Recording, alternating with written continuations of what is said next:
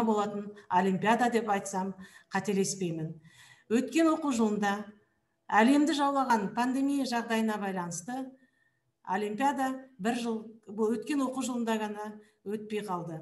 Биылғы жылы біз қашықтан отырсақ та, біз алыста болсақ та, біз бір-бірімізге жақынбыз, және біз бұл жағдайға бейімделдік. Сондықтан да біз биылғы жылы олимпиаданы қашықтан ұйымдастырып отырмыз. Сондықтан да мен осы өтіп жатқан қашықтан өткен олимпиадаға қатынасып, белсенділікпен өздерінің білімін сынауға қатысып отырған барлық оқушыларға тек қана сәттілік тілеймін. Әрине, сайыс болғаннан кейін жеңіс бар. Сол жеңістің биігінен көтеріліп, қалалық олимпиададан ары қарай облыстық, республикалық, халықаралық деңгейдегі олимпиаданың жүлдегерлері атануларына тілектеспін. Олимпиаданың өту барысы онлайн форматта болғанмен, бұл форматқа да біздің шәкірттеріміз, оқушыларымыз бейімделді.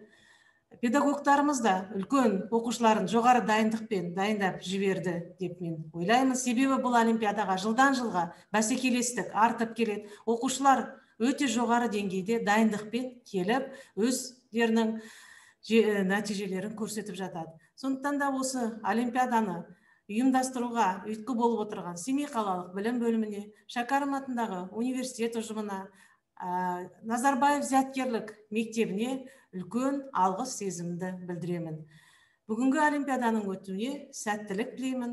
Барлық педагогтарға дайындаған шәкірттеріңіз бәйгенің алдында келіп, жеңіс тұғырынан көтерілсін. Оқушылар, мен сіздерге тек қана сәттілік тілеймін. Жомарт Базенұлының туған туыстарына, отбасына тек қана амандық тілеп, бізбен бірге жұмысымызды одан арыда жалғастыра беріңіздер, аман болыңыздар деп тілек айтқым келеді. Олимпиада сәтті өтсін, балалардың жақсы нәтижеге қол жеткізеді деп мен сенімдімін. Тек қана сәттілік. Рахмет. Рахмет сізге. Келесі құттықтау сөз Жомарт Базенұлының барлық туыстары атынан інісі, Қазақ инновациялық гуманитарлық заң университетінің проректоры Айрат Базенұлына беріледі.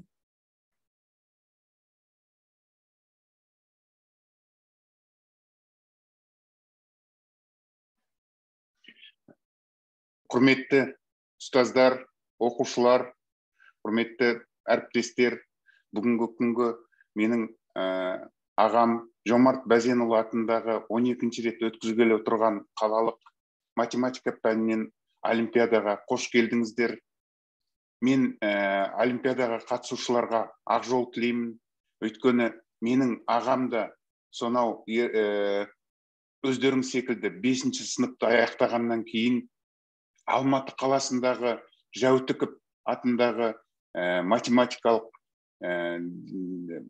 мектеп-интернатқа барып, сол интернатта 6-шы класстан бастап математиканың қыр-сырын үйреніп, сол мектепті аяқтаған болатын. Мектеп аяқтағаннан кейін ол өзінің білімін бүкіл Қазақстанның жоғарғы білім саласындағы ең жоғарғы білімнің ең жоғарғы флагманы Қазақ ұлттық университеті, Әл-Фараби атындағы Қазақ ұлттық университеті де өзінің білімін жалғастырды. Сол жоғарғы білімін алғаннан кейін ағамның өмірі тағы да математик есімімен байланысты мектеппен өмірін жалғастырып, соңғы өткенге дейін осы мектепте математика пәнінен сабақ берді. Бұл біздің қаладағы ең тарихы мол Төлеубай Аманов атындағы біздің нөмір 16-шы мектеп. Міне, ағамның өмірін айтатын болсам, сонау өздеріңіз секілді 5-ші сыныптан, 6-шы сыныптан кейінгі біздің оқушыларымыз отыр. Өздеріңіз секілді 6-шы сыныптан бастап Жәутіков атындағы, Әл-Фараби атындағы және жұмыс істеген орны Төлеубай Аманов атындағы мектептермен менің ағамның өмірі байланысты болды. Биылғы жылғы олимпиада ерекше форматта өтіп жатыр. Білім алу үшін, белгілі бір дағдыларды қалыптастыру үшін, бейімділік қалыптастыру үшін ешқандай шекара жоқ. Бүгінгі күнде 21-ші ғасыр ақпарат ғасыры. Ақпарат ғасырында кез келген оқушының, ұстаздың не болмаса ата-ананың өзінің білімін жетілдіруге ешқандай шектеулер жоқ. Бүгінгі олимпиада, басталғалы отырған олимпиадада соның көрінісі деп табамын. Өйткені әрбір оқушының, әрбір ұстаздың еңбегінің жетістігін белгілі бір деңгейде өзара талқылауға салып, өзара бір ортаға салу мүмкіндігі осындай олимпиадаларда жүзеге асады деп ойлаймын. Барлық қатысушыларға ақ жол тілеймін.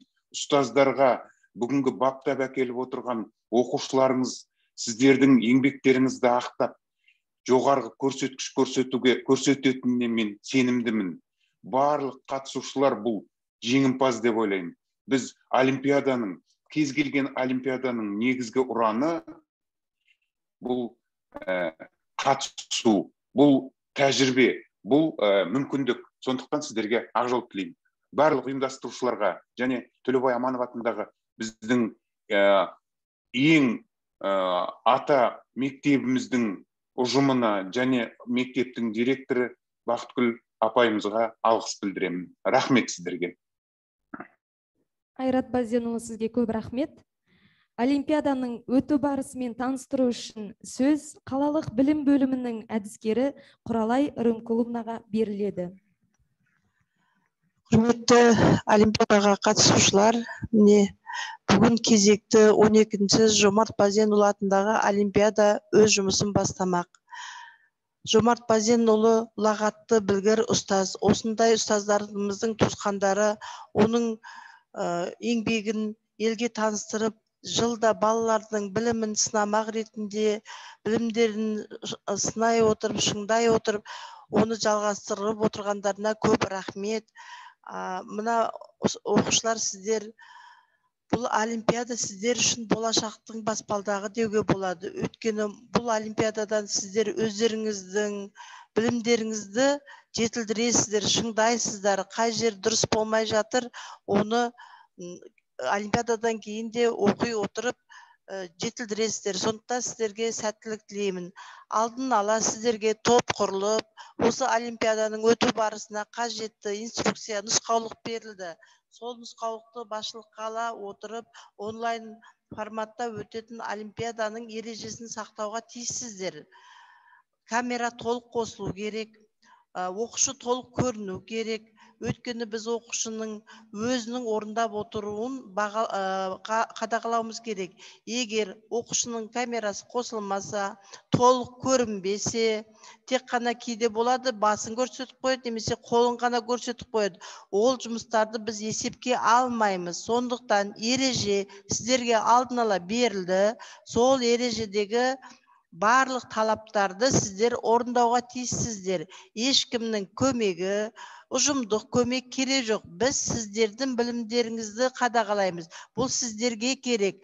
Өтірік білімнің қазір ешқандай ұшпаққа жеткізбейтін білесіздер. Сіздердің білімдеріңіз өздеріңізге керек, болашақтарыңызға керек. Білімді ұрпаққа барлық жерде, жоғарғы оқу орындары болсын, есіктері ашық. Сондықтан ережені тағы да естеріңізге салам, талаптарын жақсылап орындаңыздар. Ертең мен орындап едім, мен бәрін істеп едім, керемет орындадым, менің жұмысым неге жоқ деген сөз болып жүрмесін. Сондықтан таныстыңыздар. Ал енді барлықтарыңызға сәттілік тілеймін. Тек өздеріңізге сеніңіздер. Өздеріңіздің білімдеріңізбен олимпиадада орын алуларыңызға тілектеспіз. Білім бөлімі атынан Құралай Рымкуловна. Сізге көп рахмет. Барлық олимпиадаға қатысушыларға сәттілік тілейміз. Тыңдағандарыңызға рахмет. Спасибо за внимание. Желаем всем удачи.